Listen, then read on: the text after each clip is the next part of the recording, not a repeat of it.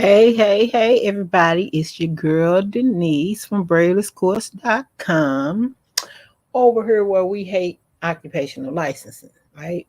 So I just wanted to come on right quick since it's MLK Day and let everybody know that Dr. King wasn't just talking about no dream, you know. It became a point where he was more upset with the licensing in America. Hi, thank you for chiming in. Whoever you are, I can't really see you. But let's get right into what I would like to show you. So here, this is a Minnesota Law Journal of Law and Equity. This is a dissertation. It said, "Can you get there from here? How the law still threatens Dr. King's dream." All right. So Dr. King's dream was not about no I don't know what they talking about with all this immigration stuff and all that. That wasn't what it was about. It was about a license. And when he said that he was coming to get his check, he was talking about getting all the taxes money from all of those licenses that they made black people get under black codes to make their government, and I want to show it to you and prove it to you. Now, the hair braiders went into and got their lawsuit in 2006, but as you can see, this is a 2004 dissertation on Dr. King's dream. And what I want to do is first, I want to show you on page 2 that this was all about a white bus driver in Montgomery, right? The arrest, okay, for the year-long buses that Dr. King led this boycott, right? Okay, now Dr. King was the leader of this right here, the boycott of 1953. Although it lasted 10 days, it provided a model for the organization that the Montgomery Improvement Association and its leader, Dr. King, would use 2 years later to build the Montgomery boycott. So right here, I just want to just prove to you and show you who is the MIA. The MIA is the Montgomery Improvement Association, and the leader was Dr. King. Now remember this boycott that Rosa Parks said it, and then we later found out that it wasn't Rosa Parks; it was another lady that finally got her street. She the one that did this. All this stuff was orchestrated, right? Because of this boycott was in play, right? Um, for the segregation of buses. The story of the organizations reveals a lesson of economic regulation that sadly is still not been learned. Okay, the economic regulations that happened to the MIA and Dr. King. Now let's go on to page 6. In page 6 is what really cracked my opening up and made me be like, no, no, no, no, no. Okay, the Baton Rouge taxi cab regulations immeasurably strengthened the city's ability to withstand the boycott. 2 years later, Dr. King confronted the same obstacle when he led the famous Montgomery boycott. He recalled, right? Now, here it says, in the early stages of the protest, the problem of transportation demanded most of its attention. The labor and ingenuity that went into the task is one of the most interesting sides of the Montgomery story. For the first few days, we had to depend on the Negro taxi company, right? Remember, Negroes had to get a license, who had agreed to transport the people for the same 10-cent fare, right, that was paid on the buses. But the police commissioner, remember now, it's all these societies, it's all these fraternities. So the police commissioner, Sellers, mentioned in passing that there was a law that limited the taxis to a minimum fare.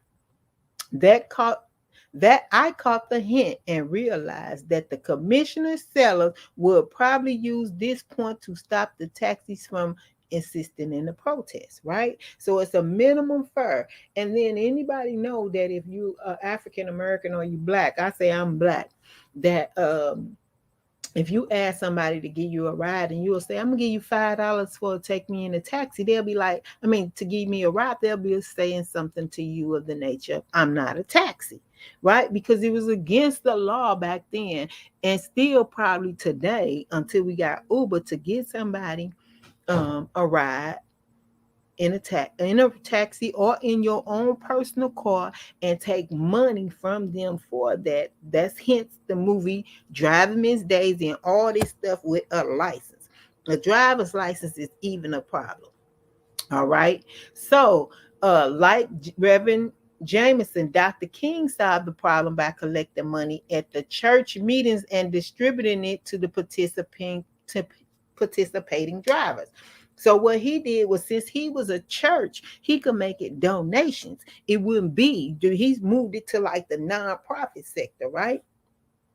And this was no small feat, since the Montgomery Carpool would have to supply 20,000 rides, which worked out to be more than 130 rides a day for each of the volunteer cars.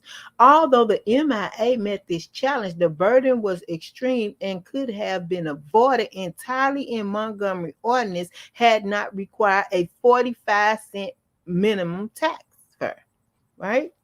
So since they imposed the tax ordinance, this is why no local ordinance or nothing can regulate a hair braid. Okay.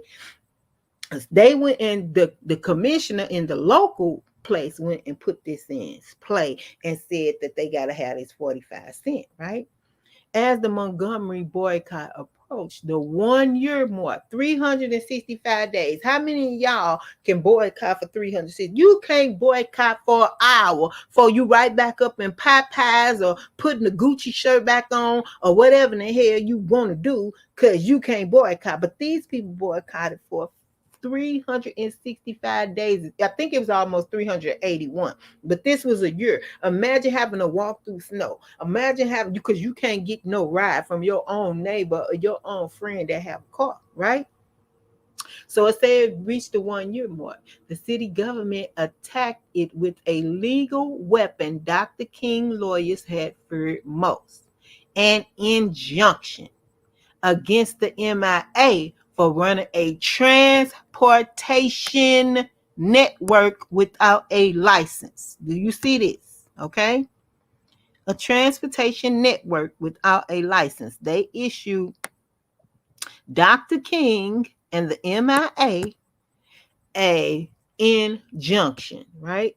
So let's go over here and see if I can show you what an injunction is, right?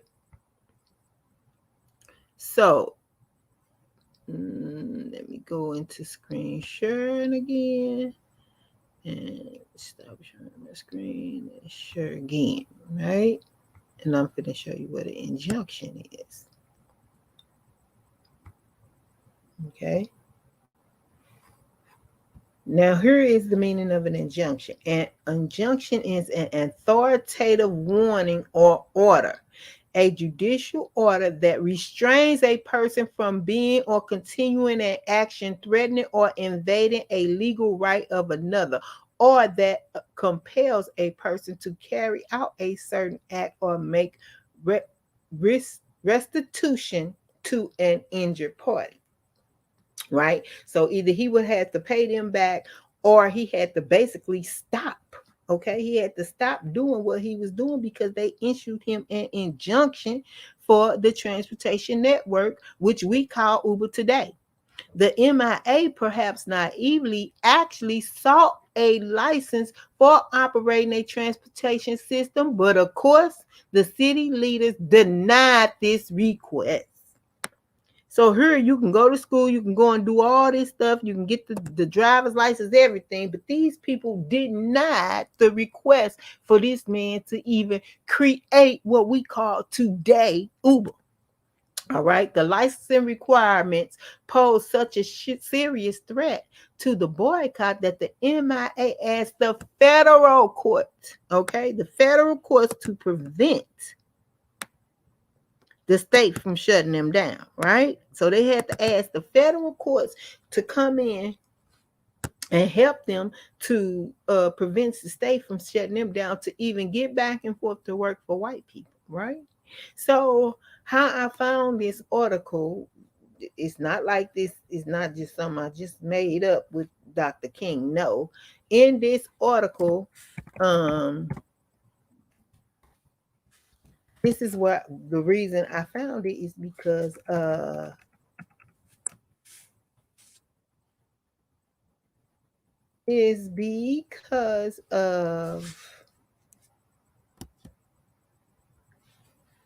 this her braiding in here.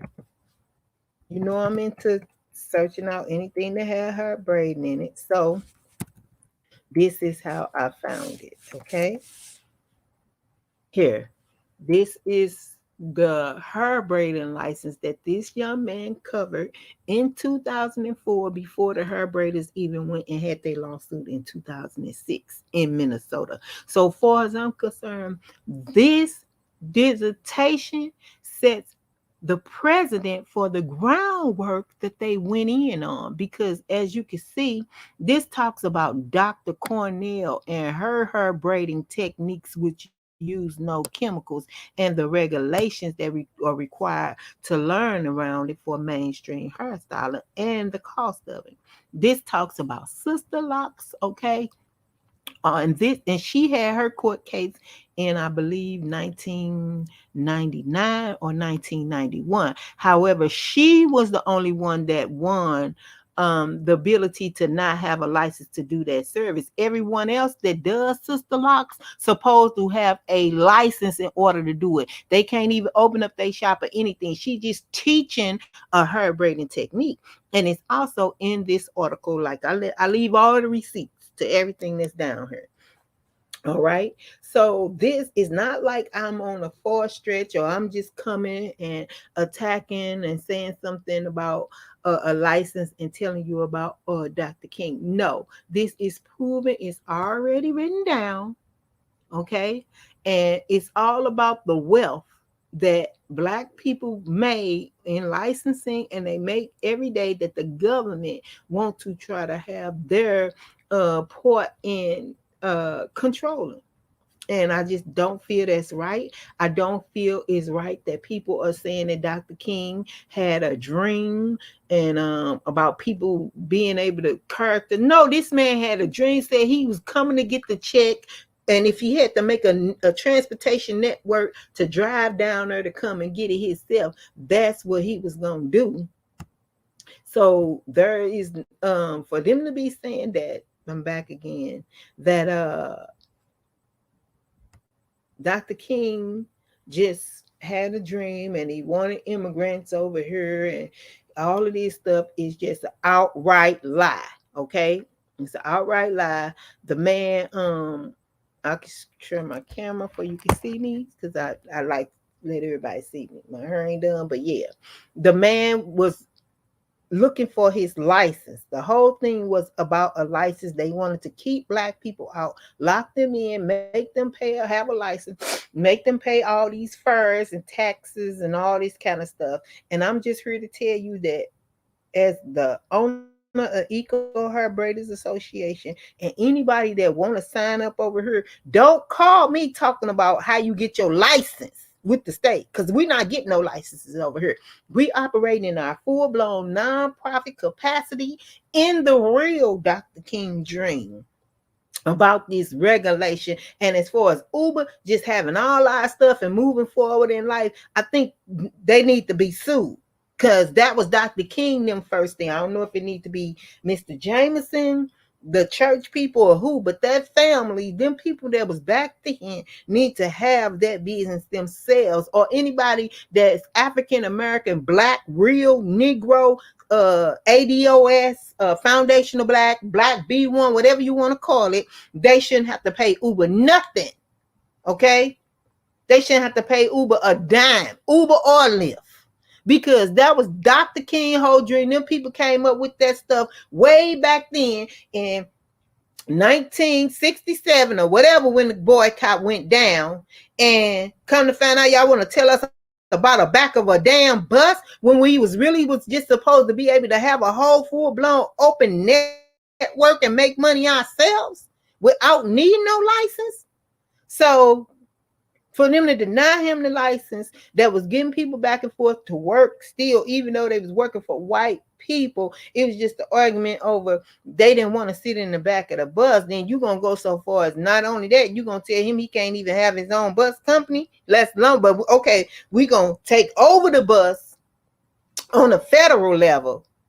And everybody have to get a license on the federal level. Each state, all of them own these bus lines. All these local jurisdictions, each city own the bus line. He couldn't even get a bus line.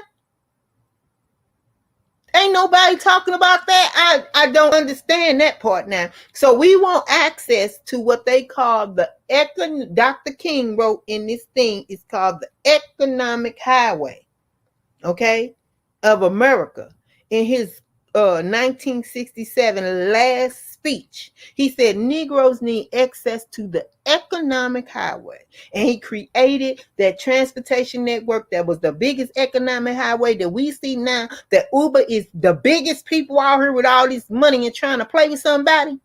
They ain't playing with me. Ain't none of these people out here playing with me when it comes to no license, when it comes to Dr. King Dream, when it comes to anything else. I'm not going for it. They gonna mess around in a minute. I'm being gave my driver license back. Because that all we know is a stem from this. It's still a form of slavery. It's still them having a paper on you. You know, they don't need to. You could be your own private entity doing your own stuff. So I'm just coming to y'all, letting y'all know why I act like this. I'm embodying Dr. King and anybody else when it comes to the fact that they didn't want to give us a license, or they tried to make us have a license in order to feed our family and pursue the rights to happiness in America. That's not true. It's this Dr. King Dream has to stop. It's called the Dr. King Economic Highway now. And my name is Denise Jarrett. I'm with BraidisCourse.com. And peace. I'll see y'all later. Bye.